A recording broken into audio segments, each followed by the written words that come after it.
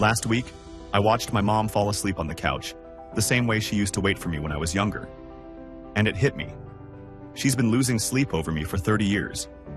But most of us won't realize how much our mothers matter until it's too late.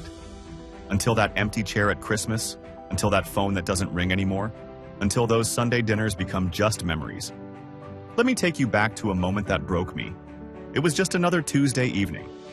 I was stopping by to drop off some groceries for Mom, something I'd done 100 times before. But this time was different. As I walked in, I caught her doing something I'd never seen. She was sitting in the kitchen, looking through an old shoebox filled with what looked like trash. But to her, it wasn't trash at all. It was every birthday card I'd ever given her, every school drawing I'd scribbled, every Mother's Day note I'd written, even the napkin where I'd practiced writing Mom for the first time. Her hands trembled as she held each piece, like she was holding fragments of time itself. And that's when I saw something that shattered my heart.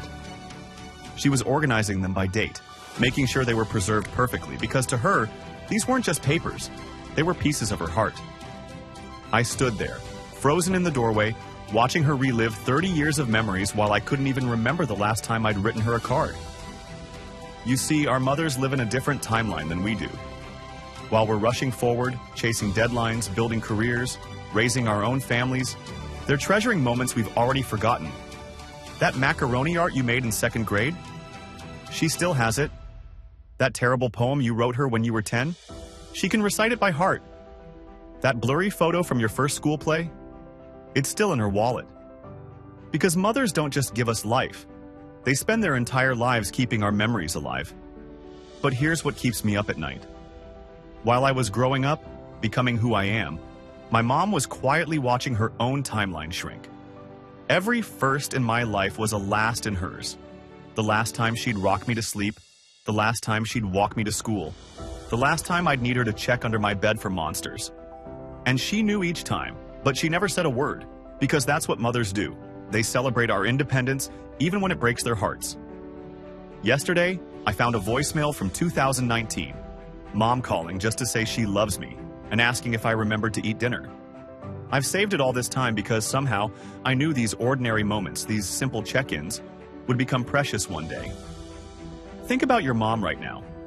When was the last time you really looked at her? Not just saw her, but really looked.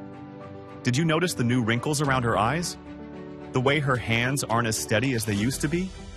The slight tremble in her voice when she talks about her own mother? Time isn't just passing for us, it's passing for her too. And while we're counting up our achievements, our milestones, our successes, she's counting down the summers she has left, the birthdays she'll get to celebrate, the chances she has to hear your voice. Last month, my friend Alex lost his mom. No warning, no goodbye, just a regular Tuesday that turned into the worst day of his life. Know what he regrets most? Not the big moments he missed, not the holidays he skipped, but the simple Sunday calls he was too busy to make, the quick coffee visits he postponed, the I love yous he thought he had time to say later. Here's what nobody tells you about loving your mom. It's not about the grand gestures, the expensive gifts, or the fancy dinners. It's about the small moments that seem meaningless now, but become priceless later. The random Tuesday night calls, the quick texts just to say, thinking of you. The 5-minute visits just because you were in the neighborhood. So here's what I'm asking you to do. Not tomorrow, not next week, but right now. Take out your phone and call your mom. Don't text. Call. Let her hear your voice.